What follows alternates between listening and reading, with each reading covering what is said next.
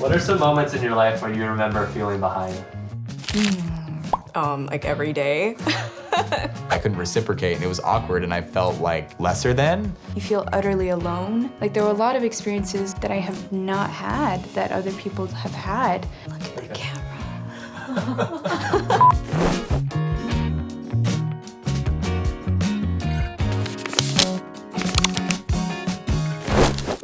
Hey friends, Kevin and Alexa here. We've got a big announcement at the end of this video to make sure to watch till the end. So enjoy this video. Hi, my name's Daniel. My name is Prakruti. I'm Gordon. I'm Mitchell. I'm Lynette. This is Kumori. What does feeling behind mean to you?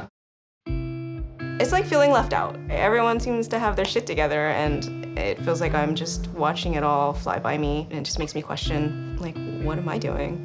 Not making a certain amount of money by a certain point in life, not being married. Not meeting an expectation that's set by either culture, people, or friends, or family.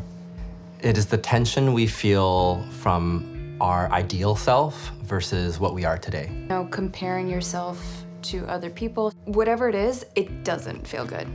It's not a good thing for you. What are some moments in your life where you remember feeling behind? Like every day. Oh man, I felt behind my whole life. Like, I felt behind starting probably around high school. This morning, I was looking at some of the bios of you guys and I was like, wow, these guys have done some amazing things in their lives. And when you look at someone else and you're like, damn, how did they get there? I was always a late bloomer when it came to things like relationships and just, I don't know, developing socially. I was working on a startup. At that time, I saw a lot of my friends kind of, leveling up, getting mid-roles, getting senior roles. I still felt kind of behind in a way, and I kept on like comparing myself and being like, if this doesn't work out, like what am I gonna do? I'm 36 and everyone thinks I'm in my mid-20s and when I look around me and I compare myself to other peers who are my age, like they're like in management or like they're like head of companies, they have families, they own homes, like, and I'm just like, I have a dog. It wasn't until, college that I started to like meet people or, even date a little bit. Like there were a lot of experiences like even now that I have not had that other people have had.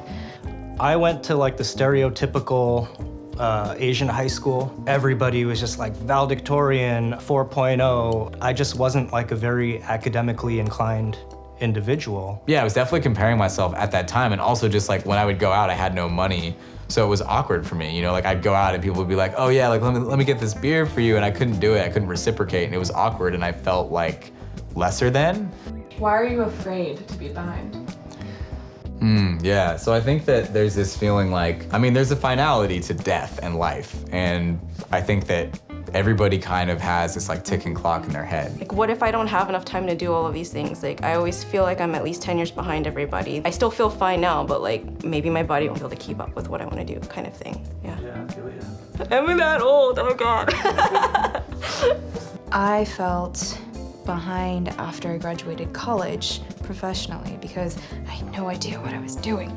As most of us feel, it's just this weird experience of like, other people are experiencing this, and even if they're talking about it, you feel utterly alone. I go meet a lot of different types of people in the design industry now. Until I get to know them, I get this anxiety because I don't know their story and I just see this shiny pedestal of what they are. But until you really dive into their stories, you're like, oh wait, they're just like me. There's a human story behind that. What would you want others to know about you and your situation if you think they're judging you?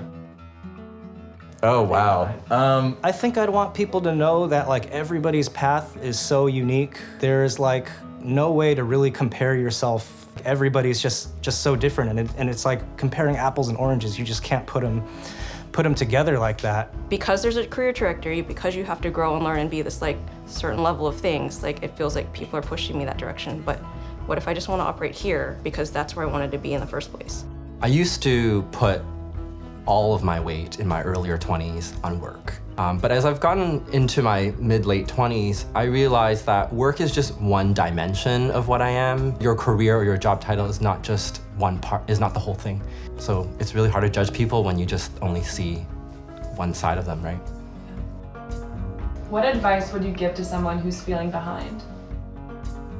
I think that focusing on family and friends, especially when your friend's going through a hard time, to come from a place of love instead of judgment, it helps you as well to kind of like stop thinking as much about life as a race or like a rat race and just kind of be okay with where you are. What does behind mean? Time is totally arbitrary. No one can tell you what success is or what makes you happy. I know it's hard to figure out what makes you happy sometimes, but don't stop trying to figure that out. Don't stop taking care of yourself. It's an ongoing struggle, but also very rewarding.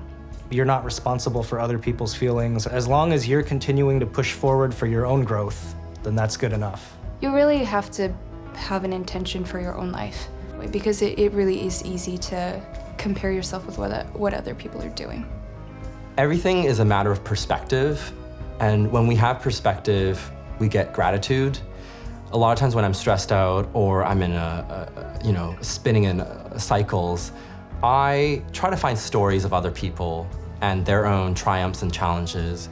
And when I hear those stories, I realize, oh wait, I'm going through that exact moment of that deepest, darkest path before it hits this path of success. So I don't know what that dip is for you guys, but know that if you are in that dip, that there is another path out as long as you keep hacking away at it.